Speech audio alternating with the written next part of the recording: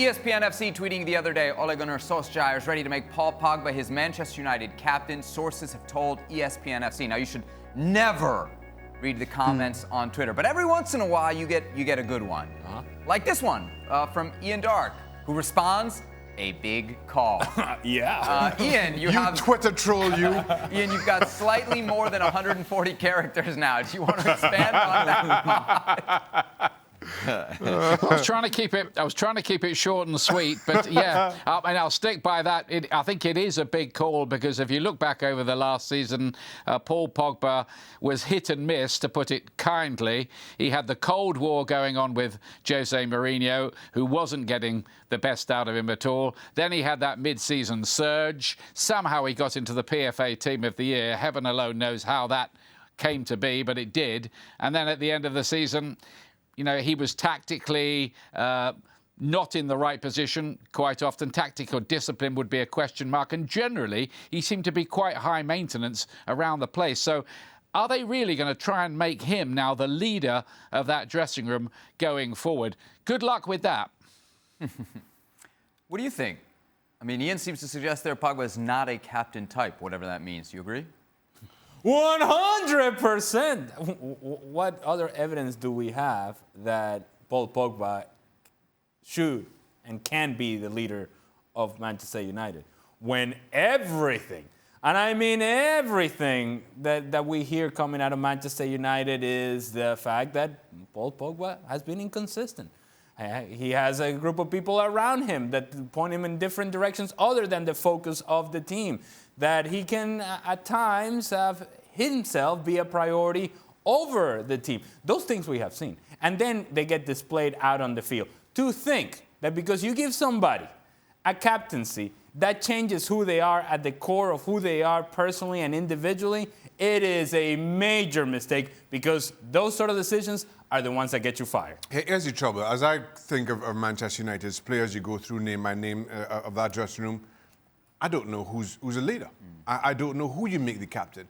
There's not one person at Manchester United right now who I will, hand on heart, say will make a better captain than Paul Pogba.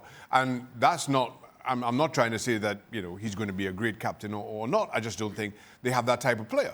I think the appointment of Paul Pogba by Solskjaer is one that's made in an effort to keep him at Old Trafford. As much as we've been hearing and speculating about his future and that he wants away, so you make him captain and that's supposed to keep a player at the football club, I don't get that either. So none of this makes a whole lot of sense to me, regardless of how you slice it. And what evidence do you then say to Paul Pogba, yes, carry this team forward? What evidence? What do we have to lean on and say, yes, you are the guy to take this responsibility over? I don't think so. But the assumption is somebody has to be captain. and there is nobody that you can say, yep, he's the one. Well, maybe that says a lot more about Manchester United than Paul Pogba himself. I mean, obviously all the rumors, the rumors kind of point to him going to Real Madrid. But the question then for Sid is, where does he fit into this Real Madrid midfield? Because if you look at kind of the three that Zidane always used, is he better than any of those guys? Does he walk into a starting job with Real Madrid? I think what we probably see with Zidane next year is a shift in the structure of the midfield. So you're right. You look at Casemiro, Kroos, Modric.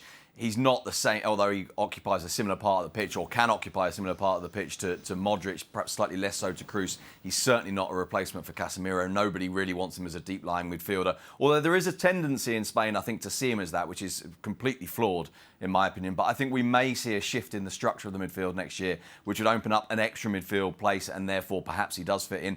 Zidane likes the idea of someone who can provide goals for midfield, someone who can get beyond the forwards at times, someone who's got a little bit of everything, who's got the touch and the technique, but also perhaps a little bit more energy than that midfield currently has. And there's no doubt about it, Zidane wants him. At a club level, at a directorial level, they're less convinced, and also they know, of course, that it would be very, very difficult to get him.